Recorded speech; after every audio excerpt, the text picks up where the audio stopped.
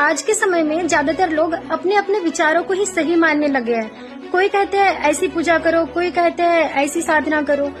लेकिन क्या आपने कभी सोचा है कि अगर हम शास्त्रों को न मानकर अपनी इच्छा अनुसार ही पूजा कर रहे हैं तो इसका परिणाम क्या होगा?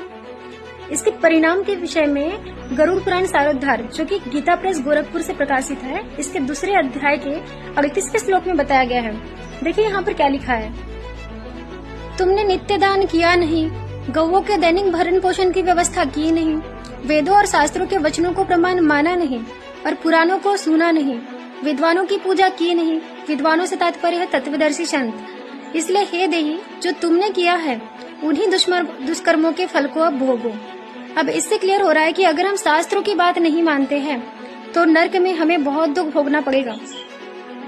इसीलिए श्रीमद् भगवद गीता के अध्याय नंबर 16 के श्लोक नंबर 23 और 24 में इस बात को क्लियर किया गया है कि जो मनुष्य शास्त्रीय विधि को त्याग कर अपनी इच्छा से मनमाना आचरण करता है, न तो उसको कोई सिद्धि प्राप्त हो सकती है, न ही उसकी परम गति हो सकती है, न ही उसको कोई सुख प्राप्त होगा।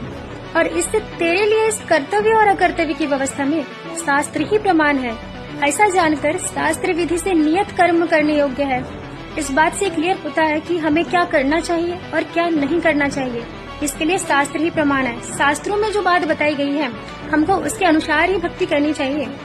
और इसीलिए आज पूरे विश्व में सिर्फ संत रामपाल जी महाराज जी एकमात्र सच्चे संत है जो सभी शास्त्रों से प्रमाणित ज्ञान बता रहे हैं और उस पूर्ण परमेश्वर कबीर साहब जी की भक्ति बता रहे हैं।